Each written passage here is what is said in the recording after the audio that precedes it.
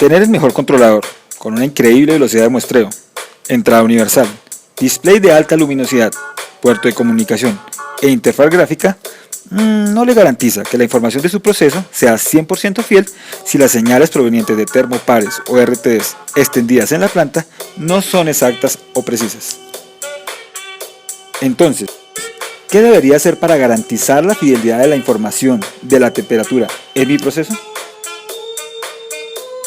A continuación, voy a presentar información importante sobre sensores de temperatura, cables de extensión y algo más. Aprenderá nociones importantes sobre temperatura, sensórica,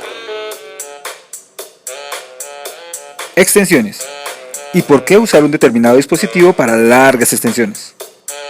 Lo primero que necesitas saber es qué es temperatura. Pero para definir temperatura, primero hay que definir qué es calor. El calor es una cantidad de energía y es una expresión de movimiento de las moléculas que componen un cuerpo. Cuando el calor entra en un cuerpo, hay movimiento de las moléculas y se produce calentamiento. Y cuando el calor sale del cuerpo, el movimiento de las moléculas se reduce y se produce enfriamiento. La temperatura es una medida del calor en una sustancia, un objeto o un cuerpo. Suele medirse en grados Celsius en el sistema internacional y también en grados Fahrenheit en Estados Unidos.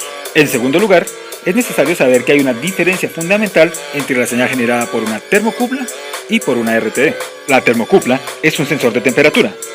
Básicamente consiste de la unión de dos metales diferentes. Debido al efecto Seebeck, cuando hay una variación de temperatura en la unión, se produce una diferencia de voltaje en las terminales. El voltaje generado es muy pequeño, del orden de los milivoltios, y aumenta conforme crece la temperatura en la unión. El detector térmico resistivo, o RTD, es básicamente una resistencia que cambia su valor en ohmios a medida que aumenta la temperatura. Cuando se tiene una PT100, lo que en realidad se tiene es una RTD fabricada de platino, cuya resistencia es de 100 ohmios a 0 grados centígrados. Lo tercero es saber qué ventajas y desventajas tiene una termocupla y una RTD. Respecto a las termocuplas, son ventajas el que cubren amplios rangos de temperatura, son muy fáciles de encontrar en el mercado y son económicas y robustas. Respecto a las RTD, son ventajas su alta precisión y que son ideales para trabajar en bajas temperaturas.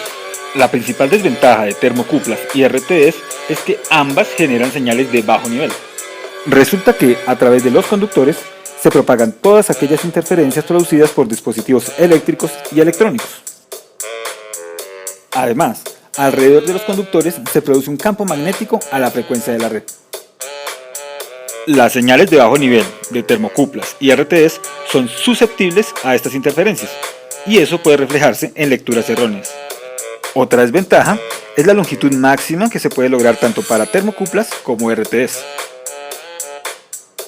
La distancia máxima para realizar una extensión depende de varios factores. Sin embargo, no se recomiendan extensiones de más de 30 metros. El motivo es que los cables de extensión del sensor pueden comportarse como una antena que dirigirá el ruido eléctrico de la planta hacia el controlador, obteniendo lecturas erróneas. Sin embargo, existe un dispositivo capaz de aislar, amplificar, filtrar, linealizar y convertir la señal de las termocuplas y RTDs en una salida estándar de control. Un equipo usado cuando se requiere extensiones de señal superiores a 30 metros. Un equipo cuya señal de salida es compatible con otros equipos de control industrial, como PLCs, variadores de velocidad, controladores de proceso y registradores. Un equipo que permite reducir los costos del cableado con cables de extensión compensado, ya que la señal estándar se puede transmitir con cables mucho más económicos. Este equipo es el transmisor de temperatura. El transmisor de temperatura es un equipo que normalmente es instalado dentro del cabezote del sensor, aunque también hay dispositivos para montaje en riel. Puede ser fijo, es decir, no programable, ya que solo recibe la señal de una termocupla o un RTD en rangos específicos. Y también puede ser programable, es decir, que recibe la señal de diversos tipos de termocupla o RTDs. La señal del transmisor es una señal estándar de corriente de 4 a 20 mA, la cual ofrece mayor resistencia a los efectos electromagnéticos. Este tipo de equipos cuentan con una característica llamada aislamiento galvánico, que separa o aísla las señales de entrada de las de salida, lo que significa seguridad. Otras funciones con las que puede contar un transmisor de temperatura son las comunicaciones. Algunos modelos permiten la comunicación vía radiofrecuencia. Otros usan el protocolo HART para configuración remota y supervisión de la información con otros instrumentos. Equipos como estos son muy fáciles de instalar, una simple conexión de 2 hilos, y también son muy fáciles de programar. Básicamente se selecciona el tipo de sensor y se programa el rango de temperatura que se va a medir y en el que se va a generar la señal de 420 mA, la cual se incrementa proporcionalmente a la temperatura.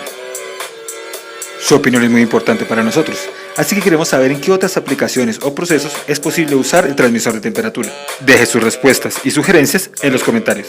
Por favor, regáleme un me gusta, es su forma de apoyarme y la mía para saber si este video le fue de utilidad. No olvide suscribirse a este canal, pronto publicaremos más videos. Gracias por verme, hasta pronto.